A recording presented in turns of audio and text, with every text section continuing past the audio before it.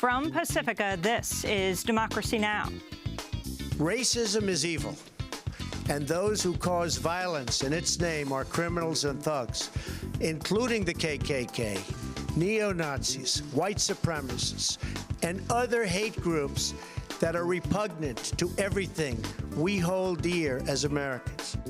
2 days after a Nazi sympathizer drove into a crowd of anti-racist protesters in Charlottesville, Virginia, killing 1 person and injuring 19, President Trump finally condemns white supremacist violence. But what steps will the White House take to stop the growing violence? We'll spend the hour with the acclaimed author Ta-Nehisi Coates in his first major interview since the inauguration of President Trump. I think one of the problems with the conversation around racism that I've tried to have, based on the book that I've tried to have around the country, is the notion that this somehow only endangers black people.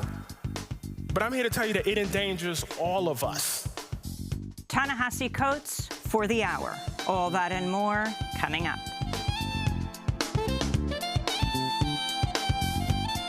Welcome to Democracy Now!, democracynow.org, The War and Peace Report. I'm Amy Goodman.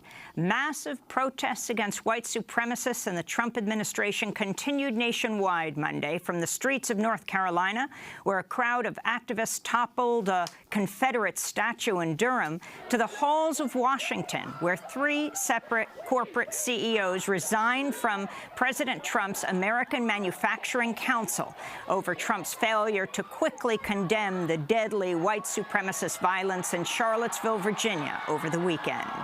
In Durham, the crowd of activists shouted, "We are the revolution," as a woman climbed up a ladder, looped a rope around the top of the Confederate soldiers' monument in front of the old Durham County Courthouse, then pulled the statue to the ground as the crowd erupted in cheers. We are the revolution! No cops! No KKK! No fascist USA! No cops! Meanwhile, in Nashville, Tennessee, activists rallied around the bust of Confederate Army General Nathan Bedford Forrest, putting a black cloth over his head, demanding the bust be removed from the state capitol. In Gainesville, Florida, workers removed a Confederate soldier's statue from downtown, while officials in Baltimore, San Antonio, and Jacksonville, Florida, all said Monday they would take steps to remove Confederate statues from public spaces. Major protests were also held in Washington, D.C., in Naples, Florida, in Minneapolis, Minnesota, where activists burned an effigy of a Nazi, and in New York City, where thousands of people poured into the streets to protest as President Trump arrived home to Trump Tower for the first time since his inauguration. This is Brooklyn resident Jelani Wilson. The American people are not going to sit back and take the rise of the far right in the United States sitting down. We have seen this before, and we know what to do. We stand up, we make our voices heard, and we do not stop. We're going to send these trolls right back to their caves. They will have no power in this country. They might be up in the White House. They might be hiding behind plastic shields and right-wing cosplay, but it's the power of the people that makes this country work, and we're going to prove that, and we will prove it again and again and again for as long as we have to show that there is no place for hate in the United States. 3 corporate executives also resigned from Trump's American Manufacturing Council Monday in protest of Trump's failure to quickly condemn the deadly neo-Nazi violence in Charlottesville, which erupted after more than 1,000 Nazis, Ku Klux Klan members, and white supremacists descended on Charlottesville to protest the city's plan to remove a Confederate statue of Robert E. Lee. On Monday morning, the CEO of the pharmaceutical giant Merck, Kenneth Frazier, who is African-American, resigned from the council, saying, quote, "America's leaders must honor our fundamental values by clearly rejecting expressions of hatred, bigotry, and group supremacy, which run counter to the American ideal that all people are created equal," he wrote. While it took President Trump 2 days to condemn the white supremacist violence in Charlottesville, it took him only an hour to attack Frazier for resigning, tweeting, quote, "Now that Ken Frazier of Merck Pharma has resigned from President's Manufacturing Council, he will have more time to lower rip-off drug prices," unquote. The CEO of Intel and Under Armour also resigned on Monday from the council in protest, even after Trump made his statement. Even the company that makes the tiki torches that were wielded by hundreds of white supremacists during their torch-bearing march on Friday night in Charlottesville has spoken out, condemning the white nationalists and their ideology. The company, Tiki Brand Products, wrote, quote, "Tiki Brand is not associated in any way with the events that took place in Charlottesville and are deeply saddened and disappointed," unquote. Amidst the extraordinary pressure of the growing street and corporate protests Monday, President Trump finally condemned the deadly white supremacist violence in Charlottesville, Virginia, which killed one person and injured dozens. Racism is evil, and those who cause violence in its name are criminals and thugs, including the KKK, neo-Nazis, white supremacists, and other hate groups that are repugnant to everything we hold dear as Americans.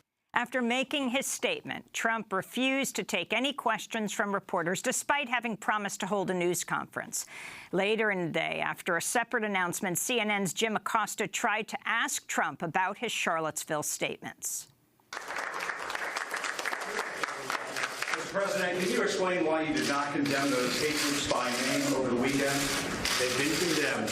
They have been condemned. And why are we not having a press conference today? You said on Friday we'd have a press conference.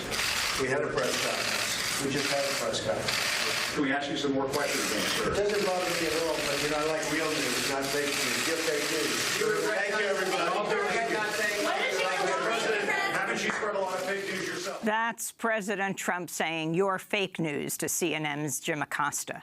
Despite Trump's begrudging condemnation of white supremacist violence, he also tried to deflect and distract from this violence by retweeting about crime in Chicago by a far right-wing conspiracy theorist. The tweet was originally written by the right-wing extremist Jack Posobiec, known for spreading conspiracy theories such as Pizzagate. Trump also failed to succumb to mounting pressure, both from within and outside the administration, to fire his chief strategist, Stephen Bannon, former head of Breitbart News, which promotes far right-wing and white nationalist propaganda. The United Nations also condemned the Nazi violence in Charlottesville over the weekend. This is Farhan Haq, spokesperson for the UN Secretary General. We are against all racism and bigotry. We believe that there must be no place in our societies for the violent racism, anti-Semitism, xenophobia, and discrimination that we've seen in Charlottesville, Virginia, in recent days.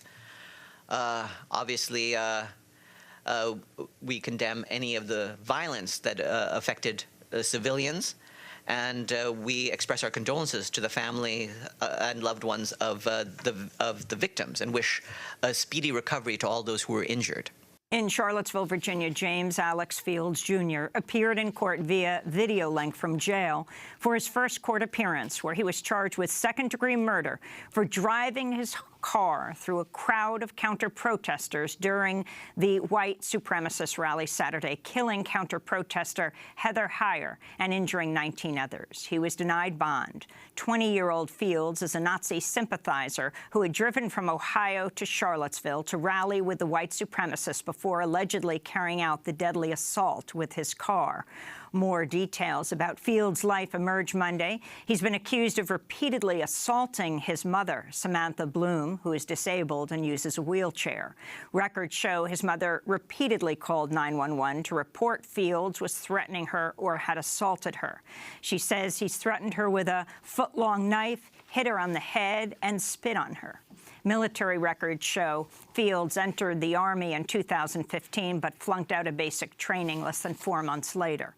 One of James Alex Fields' high school teachers in Kentucky says he was obsessed with Adolf Hitler and Nazi military history and showed clear Nazi sympathies that the teacher tried unsuccessfully to steer him away from.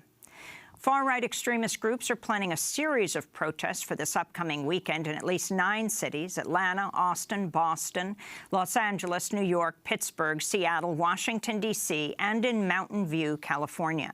The rallies are being called to protest Google for having fired a white male engineer who authored a sexist manifesto, which he emailed to all of his colleagues, in which he claimed women are biologically inferior and less capable of assuming leadership roles in the tech industry. The now-fired engineer has become a hero among far-right extremists. There are also white supremacist rallies planned for San Francisco and Berkeley, California, later this month. Counter-protests are already being planned. Meanwhile, Texas A&M University has canceled a planned White Lives Matter rally, which was slated to take place on September 11th, amidst concerns about the possibility of deadly white supremacist violence.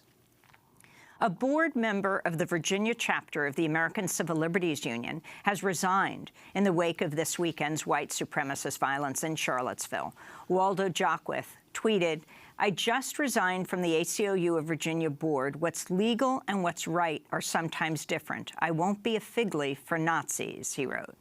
Ahead of this weekend's white supremacist rally, the ACLU represented rally organizer Jason Kessler on free speech grounds in the case against the city of Charlottesville, which was trying to revoke the permit for the event.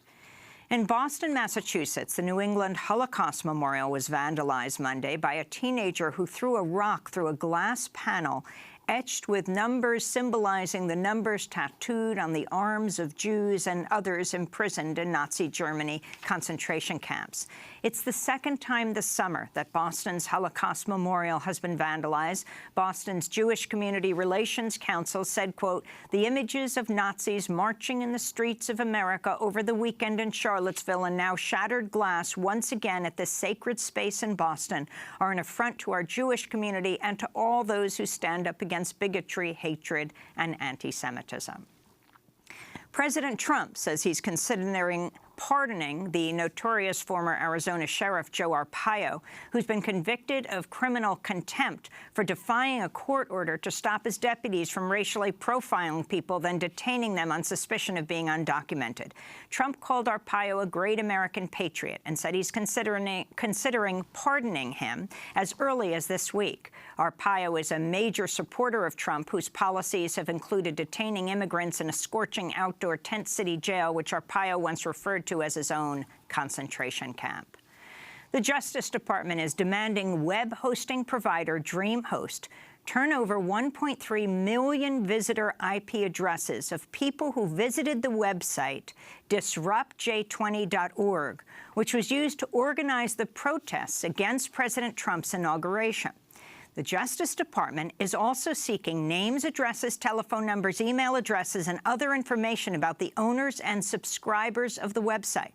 More than 200 protesters were arrested during the Inauguration Day protests and are now facing decades in prison on trumped-up charges. The web server is fighting the request.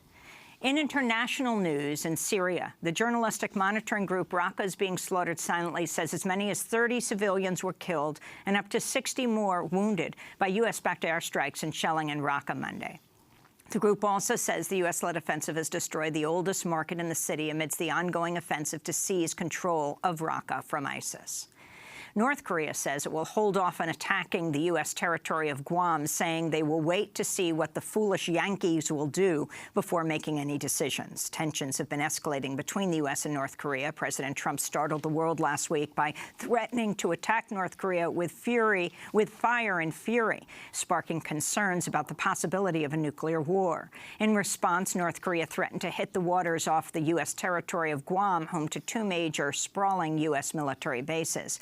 Residents have spent decades opposing the militarization of their island. To see our full interview about resistance to U.S. militarization of Guam, go to DemocracyNow.org. Meanwhile, in Japan, tens of thousands of residents of the island of Okinawa protested over the weekend against U.S. military bases on the island. For decades, residents have called for the expulsion of U.S. troops from Okinawa, which houses about 2/3 of the 50,000 U.S. troops currently stationed in Japan. In Venezuela, thousands poured into the streets for an anti-imperialist march on Monday to protest President Trump's comments saying the U.S. may launch a military intervention in Venezuela. He made the comment on Friday. This is the Venezuelan Defense Minister, Vladimir Petrino. We do not admit into our country imperialist lords of the United States government. It seems to us a delirious attitude, a threatening attitude, a crazy attitude to threaten Venezuela with weapons because simply all the previous phases could not be consummated. The North American imperialists have removed their masks and have gone directly to military aggression. They have completely removed the masks. On Monday, Vice President Mike Pence defended President Trump's comments about a possible U.S. military intervention in Venezuela. President Trump's made it very clear we will not stand by while Venezuela collapses into dictatorship. We will not stand by as Venezuela crumbles. But it's important to note, as the president said, that a failed state in Venezuela threatens the security and prosperity of our entire hemisphere and the people of the United States of America. Venezuela has some of the largest oil reserves in the world. Vice President Mike Pence made those comments in Colombia, but he is now in Argentina as part of a regional tour across Latin America. In Sierra Leone, mudslides triggered by massive rainfall have killed more than 300 people near the capital, Freetown. The number of casualties expected to rise as search and rescue teams are still looking for thousands of missing people. Increased rainfall has been linked to human-driven climate change. And in the occupied territories, 5 Palestinian journalists were released from Israeli custody Monday in the Israeli-occupied West Bank and Gaza Strip. The journalists were arrested by Israeli authorities last week on charges of, quote, leaking sensitive information to enemy groups, unquote. Human rights and press freedom groups say Israel has been increasingly cracking down on freedom of the press and Palestinian journalists. Israel is also trying to shut down Al Jazeera's office in Jerusalem and revoke the press credentials of Al Jazeera's journalists in Israel. This is Amar Dweik, head of the Palestinian Independent Commission for Human Rights. During the few past months, almost since last March, we are witnessing a regression in the freedom of speech and in the freedom of journalism in the West Bank and the Gaza Strip. And it is a result of the escalation and the dispute between Palestinians, and it might be because of what is happening in the region of regional conflicts that it can have a negative reflection on the Palestinians. And those are some of the headlines. This is Democracy Now!, DemocracyNow.org, The War and Peace Report. I'm Amy Goodman. And I'm Juan Gonzalez. Welcome to all of our listeners and viewers around the country and around the world. We turn now to look at the fallout from Saturday's violent white supremacist protests in Charlottesville, Virginia, where a 20-year-old Nazi sympathizer killed one anti-racist activist and injured more than a dozen others when he intentionally drove his car through a crowd of counter-protesters. On Monday, the driver of the car, James Fields, appeared in court for the first time. President Trump initially failed to directly blame white supremacists for the bloodshed in Charlottesville, saying the violence was committed by, quote, many sides. On Monday, amidst growing street and corporate protests, Trump finally condemned the deadly white supremacist violence. As I said on Saturday, we condemn in the strongest possible terms this egregious display of hatred, bigotry, and violence. It has no place in America. And as I have said many times before, no matter the color of our skin, we all live under the same laws. We all salute the same great flag. And we are all made by the same Almighty God. We must love each other, show affection for each other, and unite together in condemnation of hatred, bigotry, and violence. We must rediscover the bonds of love and loyalty that bring us together as Americans. Racism is evil, and those who cause violence in its name are criminals and thugs, including the KKK, neo-Nazis, white supremacists, and other hate groups that are repugnant to everything we hold dear as Americans. That was President Trump speaking on Monday. Meanwhile, Foreign Policy has revealed the existence of a recent FBI and Department of Homeland Security bulletin that concluded white supremacist groups were, quote, responsible for 49 homicides and 26 attacks from 2000 to 2016, more than any other domestic extremist movement, unquote. The FBI and Department of Homeland Security report went on to state, quote, racial minorities have been the primary victims of white supremacist violence. The second most common victims were other Caucasians and other white supremacists perceived that other white supremacists perceived as disloyal to the white supremacist extremist movement. Despite the FBI and Department of Homeland Security findings, the Trump administration recently cut funds to organizations dedicated to fighting right-wing violence. Well, as the nation grapples with what happened in Charlottesville, Virginia, we turn now to the best-selling author Ta-Nehisi Coates, the national correspondent for The Atlantic, where he writes about culture, politics, and social issues. He's the author of Between the World and Me, which won the 2015 National Book Award for nonfiction, and the author of the forthcoming book titled We Were 8 Years in Power, An American Tragedy. Ta-Nehisi, it's great to spend this hour with you. I want to start by asking your response to what happened in Charlottesville and then to President Trump's actions in response. My response is that it's predictable. You had 8 years before President Trump, a situation where the opposition party basically ran in opposition to the president on a platform of thinly based racism. That doesn't mean that the politicians themselves were outright racist, but when charges of birtherism came up, no one repudiated it. When the House Majority Leader at the time, John Boehner, claimed that the president had never worked a real job, no one repudiated it. When Newt Gingrich called the President of the United States a food stamp president, no one repudiated it. And so you found yourself in a situation in the 2016 election where all of that hate and all of that racism had been stoked at the party's base. And so the idea that President Trump, or that Donald Trump would then become president, that he would become the winning candidate is not surprising at all.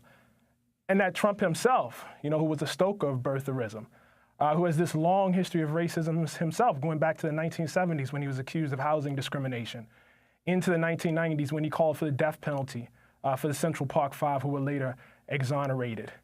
In the 1990s, when he claimed that he didn't want black people counting his money at his casinos, that person, that figure, that political figure, would then use that same energy that was in the party to become president. And the reaction would be violence, is predictable. It's lamentable, but it's predictable, and no one should be surprised. Well, I wanted to ask you, with this Unite the Right rally and the resurgence now of white supremacists publicly throughout the country, largely under the symbolic protests against the taking down of these various Confederate monuments and statues around the country, your sense of how this the saving of these Confederate statues becomes the rallying call of this supremacist movement? Well, it makes sense. I mean, the Civil War was the most lethal war in American history. The casualties in the Civil War amount to more than all other wars, all other American wars combined. More people died in that war than World War II, World War I, Vietnam, et cetera. And that was a war for white supremacy. It was a war to erect a state in which the basis of it was the enslavement of black people. And so that, these forces that, I discussed that, really, bubbled from the base of the Republican Party and that Trump nakedly activated would then rally around the cause of the Confederacy makes complete sense. We're going to break and then come back to this discussion with Ta-Nehisi Coates, national correspondent for The Atlantic, where he writes about culture, politics, and social issues. His forthcoming book will be out in October. It's titled We Were 8 Years in Power, An American Tragedy. This is Democracy Now! We'll be back with Ta-Nehisi in a minute. There's a little light of mine. I'm gonna let it shine, let it shine, let it shine, let it shine. Yes, there's a little light of mine. I'm gonna let it shine, shine of this little light of mine. I'm gonna let it shine, this little light of mine. I'm gonna let it shine, let it shine, let it shine, let it shine. May we know that together. This little light of mine, I'm gonna let it shine. This little light of mine, I'm gonna let it shine.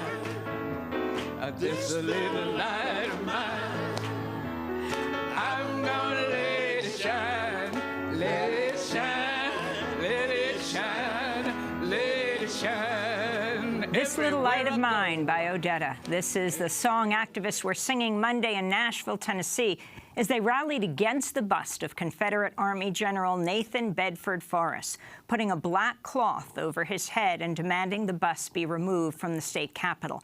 It's also the song that clergy sang on Friday night as they held a gathering in a chapel at the University of Virginia, as outside hundreds of torch-bearing white supremacists march past. This is Democracy Now!, DemocracyNow.org, The War and Peace Report. I'm Amy Goodman with Juan Gonzalez. Well, massive protests against white supremacists in the Trump administration continued nationwide on Monday, from the streets of North Carolina, where a crowd of activists toppled a Confederate statue in Durham, to the halls of Washington, where 3 separate corporate CEOs resigned from Trump's American Manufacturing Council over his failure to quickly condemn the deadly white supremacist violence in Charlottesville, Virginia, over the weekend. In Durham, the crowd of activists shouted, "We are the revolution," as a woman climbed up a ladder, looped to a rope around the top of the Confederate Soldiers Monument in front of the old Durham County Courthouse, and then pulled the statue to the ground as the crowd erupted in cheers. We are the revolution! No cops, no KKK, no fascist USA! No cops, no Meanwhile, in Nashville, Tennessee, activists rallied against the bust of the Confederate Army General Nathan Bedford Forrest, putting a black cloth over his head, demanding the bust be removed from the Capitol. In Gainesville, Florida, workers removed a Confederate soldier statue from downtown, while officials in Baltimore, San Antonio, and Jacksonville, Florida, all said Monday they would take steps to remove Confederate statues from public spaces. Major protests were also held in Washington, D.C., in Naples, Florida, and Minneapolis, Minnesota, where activists burned an effigy of a Nazi. Still with us for the hour, best-selling author Ta-Nehisi Coates, the national correspondent for The Atlantic. He is the author of Between the World and Me, which won the 2015 National Book Award for nonfiction, author of a forthcoming book in October, We Were 8 Years in Power, an American Tragedy. And we are talking to him in his first major broadcast interview since President Trump was inaugurated. This weekend, describe the groups, Ta-Nehisi, what they represent, and the significance of President Trump taking 2 days to speak out against white supremacist violence. Well, I'm having a bit of difficulty, I guess, generating much outrage here. I don't know what people expected.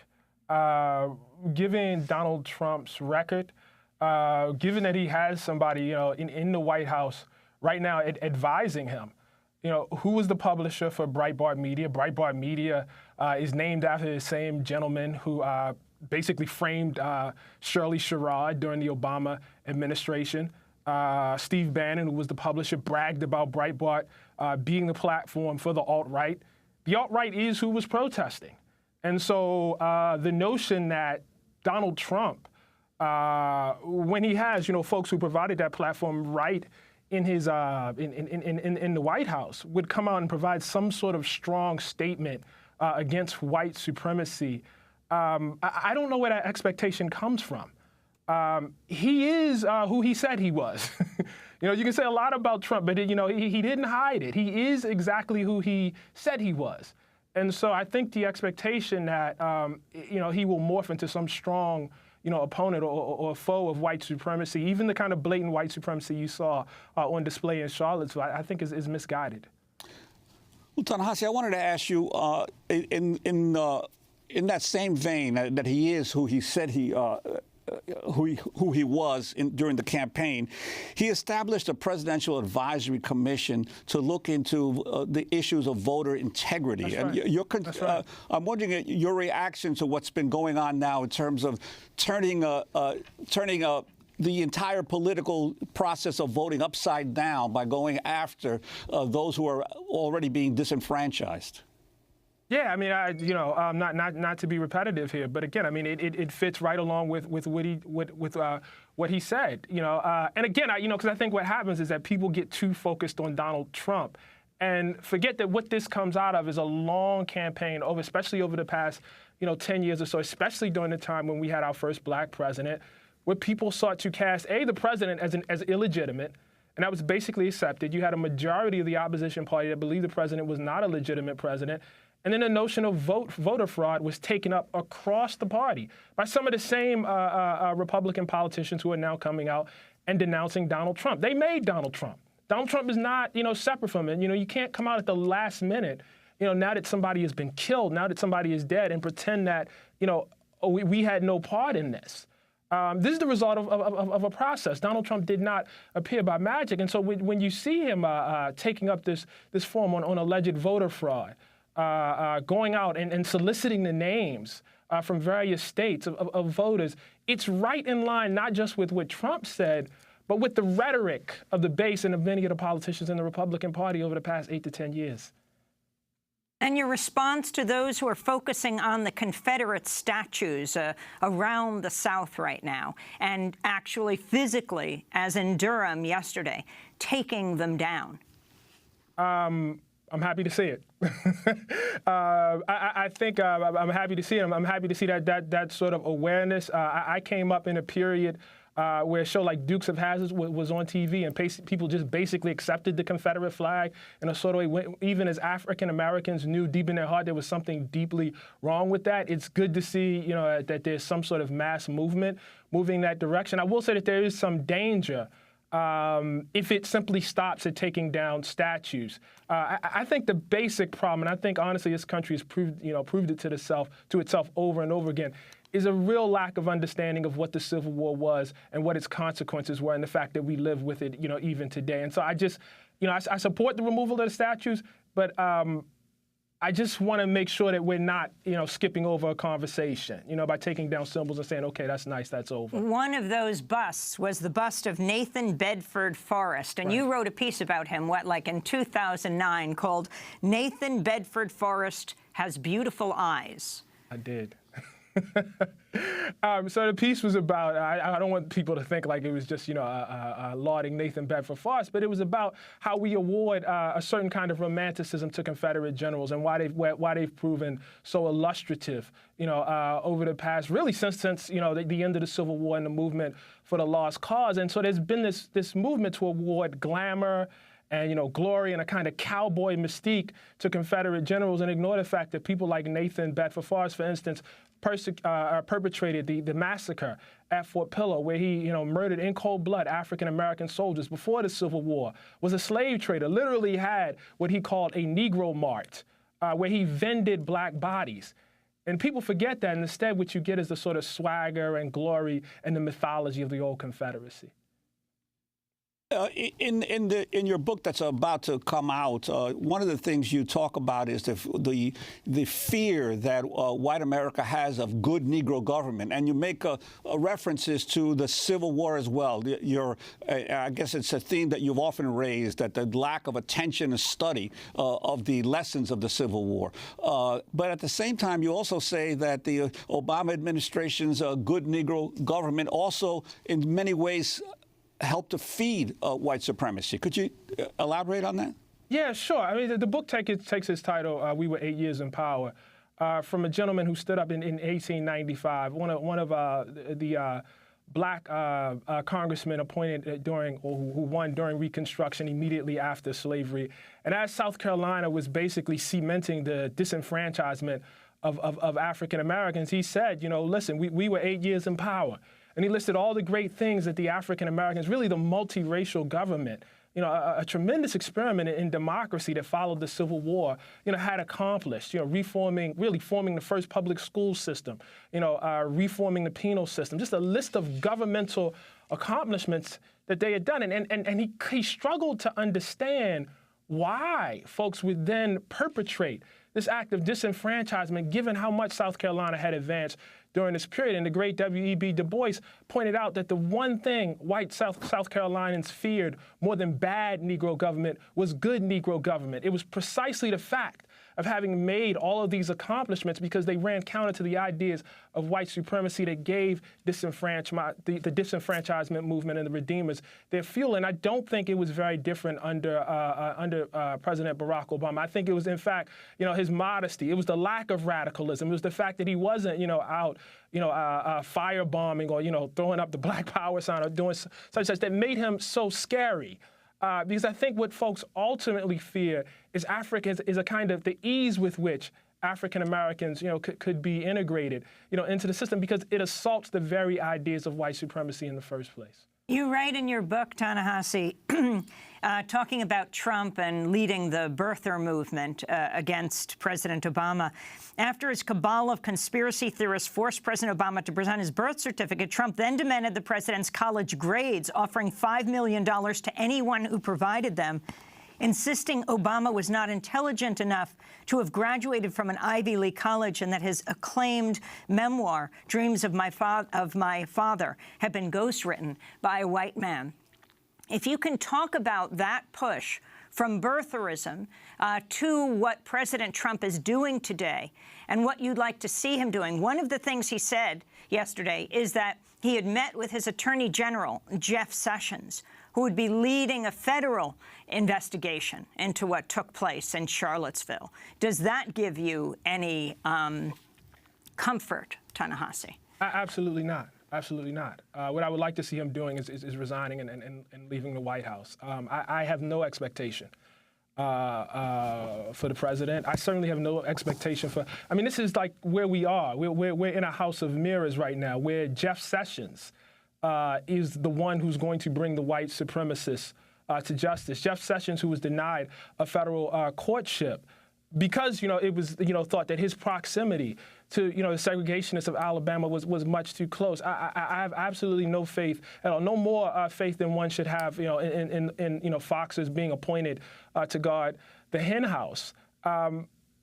We, and I say we as a country now, I say we as a country because I put myself in that, we elected a president who openly courted and openly activated the forces of white supremacy in this country in order to become president. We now have to live with the consequences of that. And I don't see much, changing. Certainly not in the next 4 years. I expect more of this, not less. And are you disappointed to some degree that President Obama has maintained relative silence since he left the presidency, I guess following in the footsteps of George Bush, who basically receded from the public scene for quite some time? No, because I'm not convinced that would do anything. I'm not convinced that would bring the country, any closer together. I think, if anything, what he would do is he would provide more ammo to Donald Trump. What you have to understand is Donald Trump's very essence, his very identity is the anti-Obama. He doesn't really have independent thought beyond the idea that if this country could have a black president, it must be able to have Donald Trump as its president. That's its core animating theory. There was a piece, I think, like just last week in BuzzFeed, where it was talking about, Trump's foreign policy, and its basic deal is Obama for it while I'm against it? And that's not just Trump. That's a substantial portion of Americans who also voted for Trump, who obviously, still, at least to some extent, share that, point of view. So I don't know that there's any way around this. No one's coming, around the mountain to save us. We did something. We, handed over the nuclear codes. We handed over, the safety of our entire country to somebody. And now we have to live with that. In another incident on Saturday in Charlottesville, Virginia, white supremacists were captured in a photo and also video beating 20-year-old African-American protester DeAndre Harris, who's a hip-hop artist and assistant special education teacher at an area high school. Harris later described the attack to the Los Angeles Times.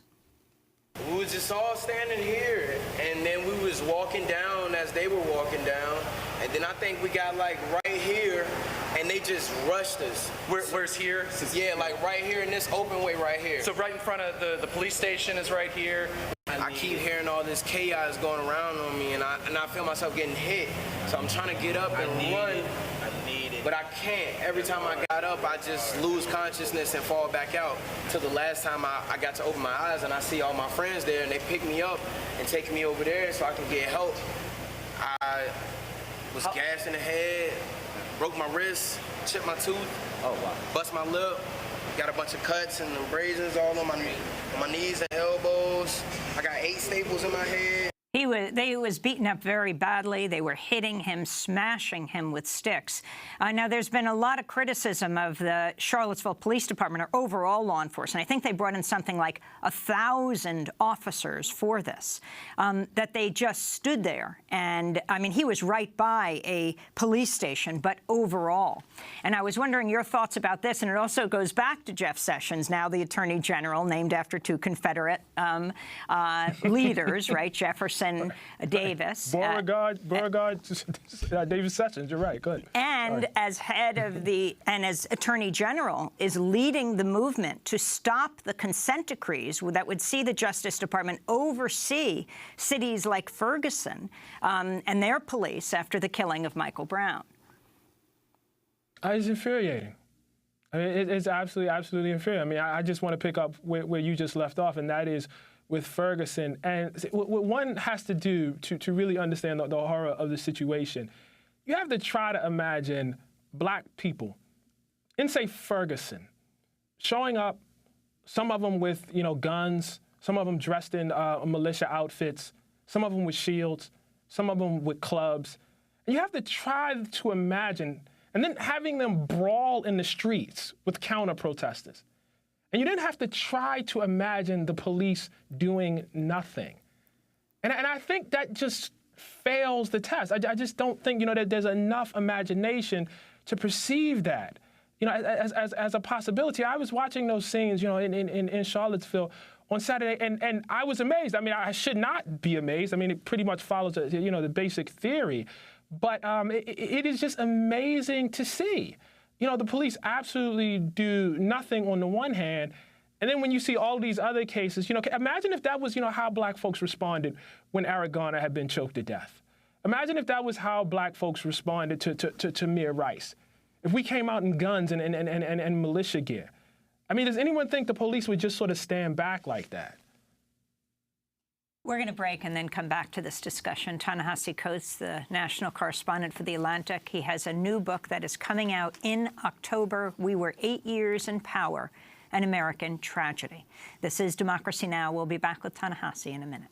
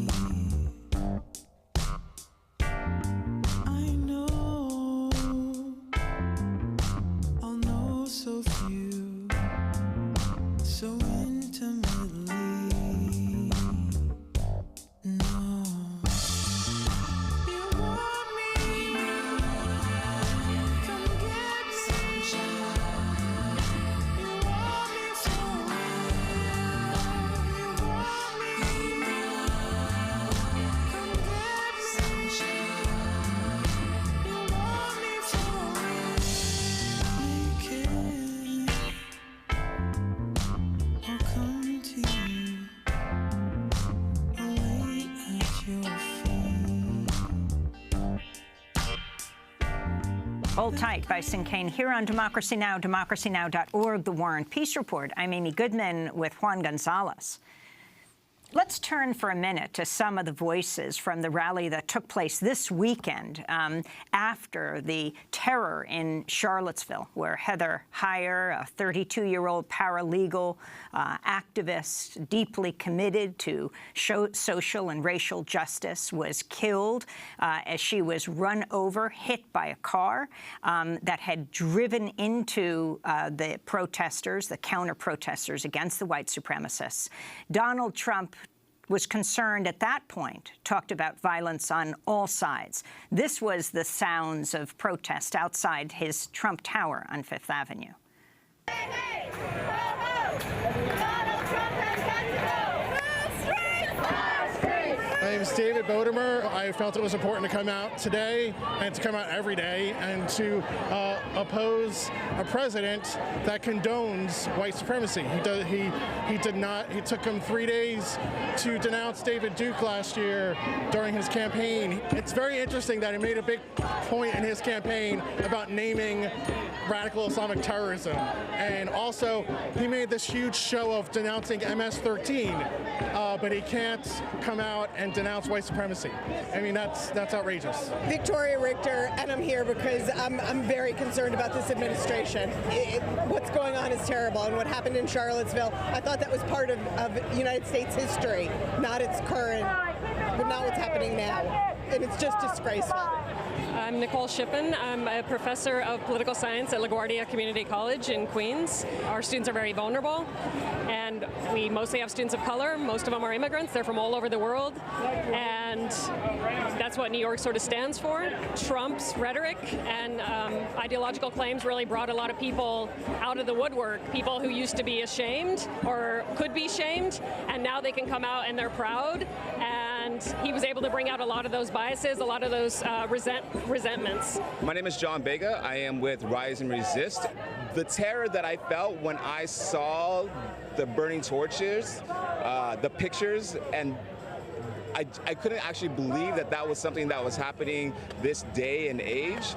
And then I was thinking about it, that a person was killed yesterday protesting Nazis in the United States.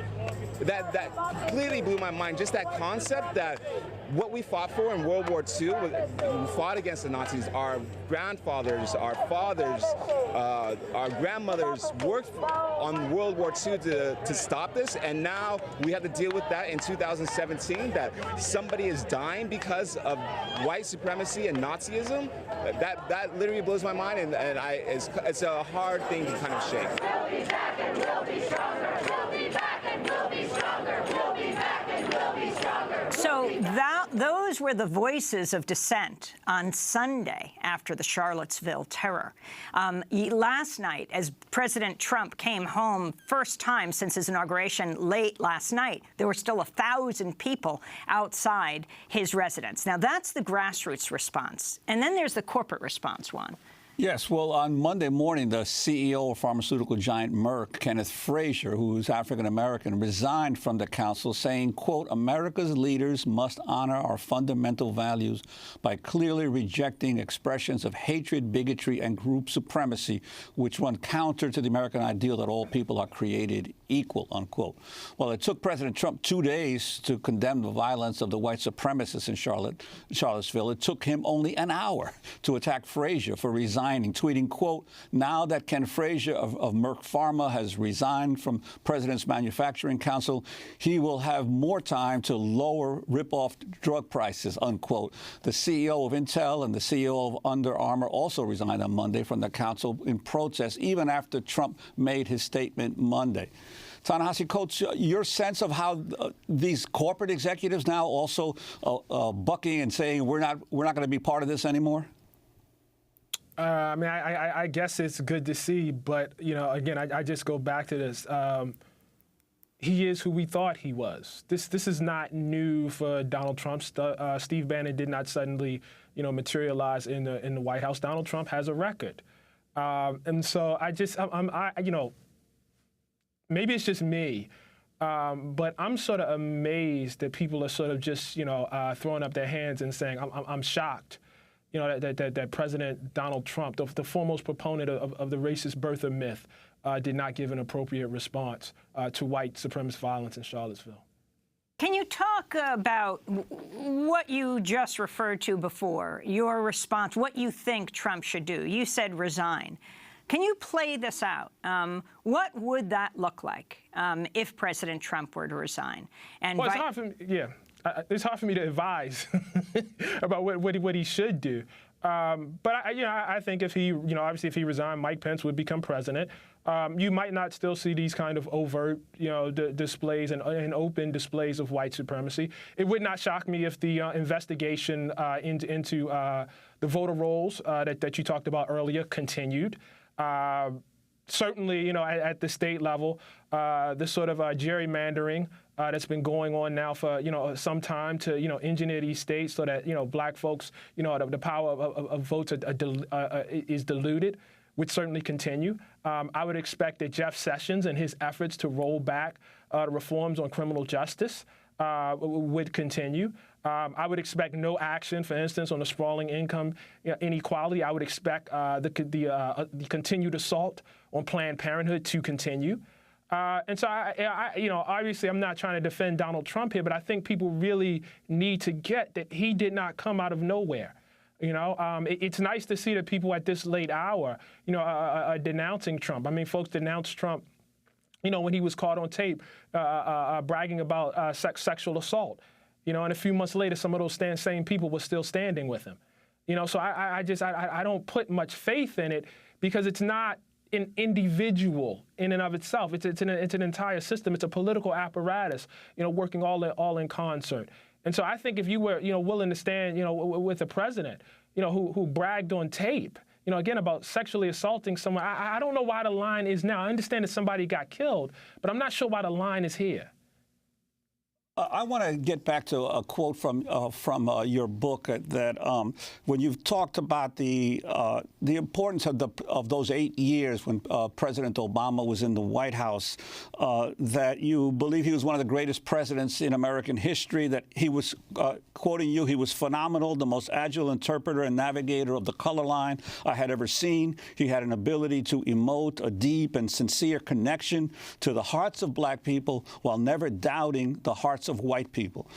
This was the core of his 2004 keynote, and it marked his historic race speech during the 2008 campaign at Philadelphia's Constitution Center and blinded him to the appeal of Trump.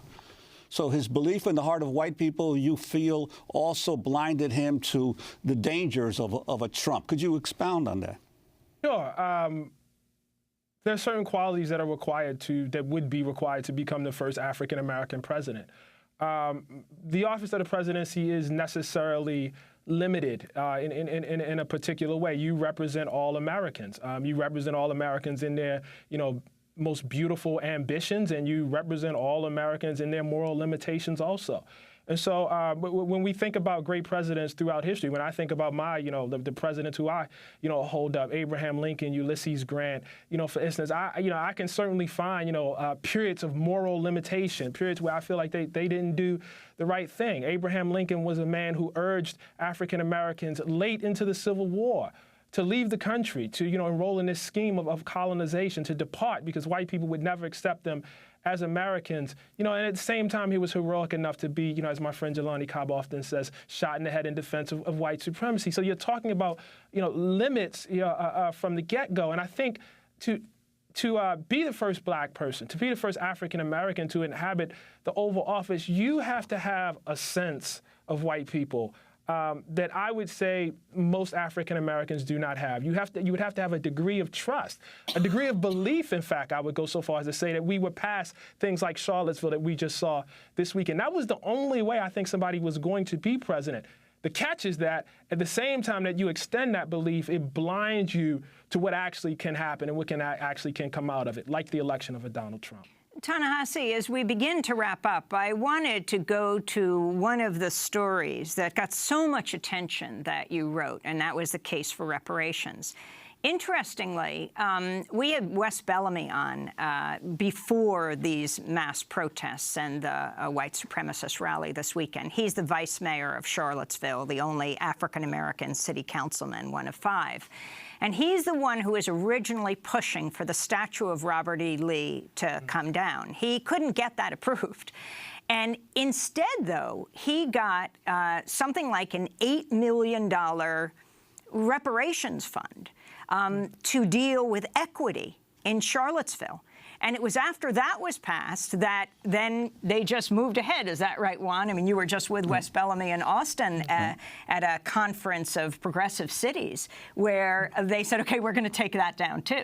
Right. He was able to get the one final vote, a 3-2 vote on the council to then agree to also take down the statue. But before that, the white council members tried to placate him by agreeing to an equity fund for the black community in Charlottesville. It occurred to me this might be a potential at the local level, at the municipal and state level, for politicians to begin demanding equity funds as a form of reparations, to beginning it from the ground up instead of from the national government down. And that's where all this began, in Charlottesville. And if you can comment on that issue, an issue that you were not originally for reparations, and what it could look like today, as even today, after the terror attack, Wes Bellamy is on the air talking about how important it is, once all the media leaves, to talk about equity and the critical institutions of Charlottesville that have remained for so long in the past separate and unequal.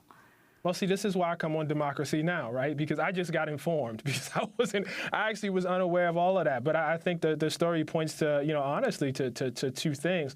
And the first thing is that if there were to be reparations in this country, I actually think it would happen like that. I think it would be a series of small local cases based on very, very specific claims. We think of reparations as this grand sort of action, the Supreme Court passing judgment, for instance, that black folks are owed X number of billion or trillion dollars. Congress perhaps passing a bill signed by a president, and then, there being this national reparations fund. It's not so much that I'm against that, but I suspect what will actually happen, or what would actually happen in terms of a practical thing, is you would see folks look into specific instances.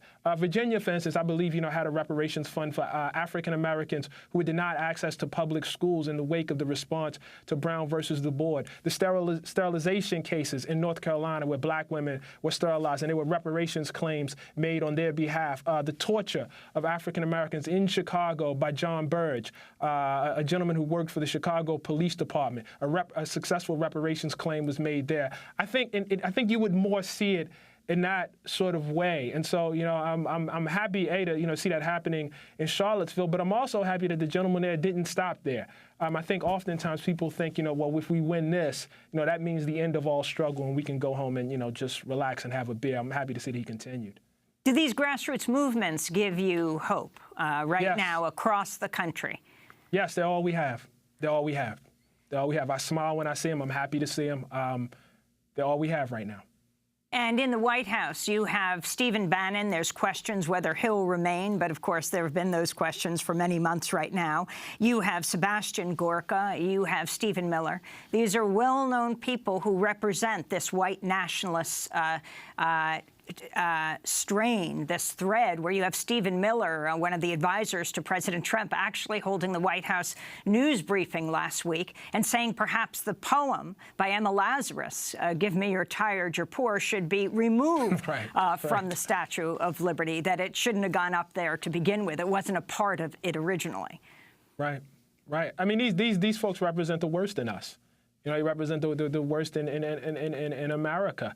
And again, I cannot emphasize that the path was laid by mainstream, acceptable politicians who heard, this birther business, who saw all this, who heard, people, consistently lobbing racist attacks at the president and did nothing and just stood aside. And so, the idea that the party would then be taken over by a much more extreme, a much more vocal sort of white supremacy is not shocking. If you did nothing, if you didn't speak up, during the Obama era, when these, claims of racism, when these charges of racism were being lobbed, if you just stood aside, you're part of the problem. You're part of how we got here. And you don't get off by, after somebody's been killed in Charlottesville, making a statement, about white supremacy at this late hour, after the fruit is already We have to leave it there. Ta-Nehisi Coates, thanks so much for being with us. That does it for our show. His forthcoming book, We Were 8 Years in Power. I'm Amy Goodman with Juan Gonzalez.